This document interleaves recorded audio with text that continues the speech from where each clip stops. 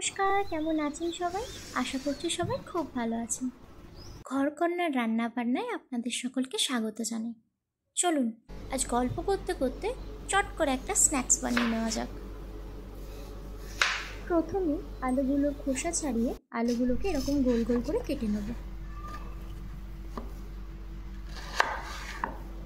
তারপরে গোল গোল করে কেটে রাখা আলুগুলোকে লম্বা লম্বা স্লাইসেস করব। এরকম বেশি মোটাও নয়, আবার বেশি পাতলাও নয়।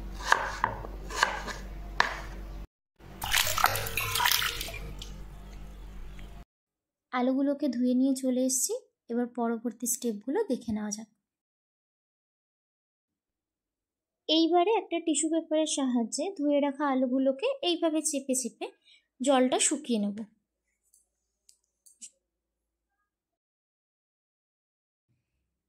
এবার এর মধ্যে পরিমাণ মতো কর্নফ্লাওয়ার,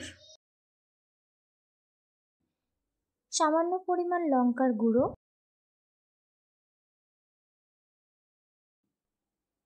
একটু অরিগ্যানো আর একটু চিলি ফ্লেক্স, এগুলো দিয়ে আলুটাকে ভালো করে কোট করে নেব।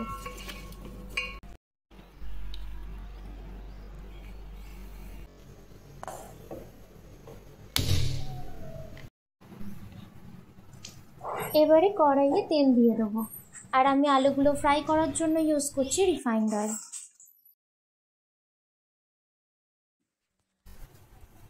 তেলটা গরম হয়ে গেলে আমি গ্যাসের ফ্লেমটা মিডিয়াম টু হাই ফ্লেমে দিয়ে রাখবো।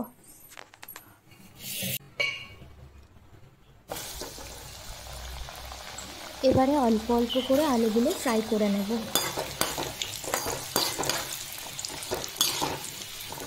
আলুগুলো ভাজার সময় অবশ্যই গ্যাসের ফ্লেমটা লো টু মিডিয়াম ফ্লেমে রাখবো, না হলে আলুগুলো বেশি তাড়াতাড়ি ভাজা হয়ে যাবে আর ভেতরটা কাঁচা থেকে যাবে।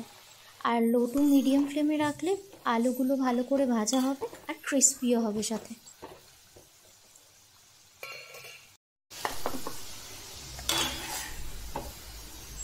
আমি বাড়িতে এইভাবেই ফ্রেঞ্চ ফ্রাইস বানিয়ে থাকি। তোমরা কীভাবে বানাও সেটা আমাকে অবশ্যই জানিও। আজকের রেসিপিটি ভালো লেগে থাকলে একটা লাইক করে দেবেন, শেয়ার করবেন আর চ্যানেলটি সাবস্ক্রাইব করতে ভুলবেন না। আর আপনারা কখনো বাড়িতে ফ্রেঞ্চ ফ্রাইস বানিয়েছেন কি না, বা বানালেও সেটা কেমনভাবে বানিয়েছেন সেটা আমাকে অবশ্যই কমেন্ট করে জানাবেন। ভালো।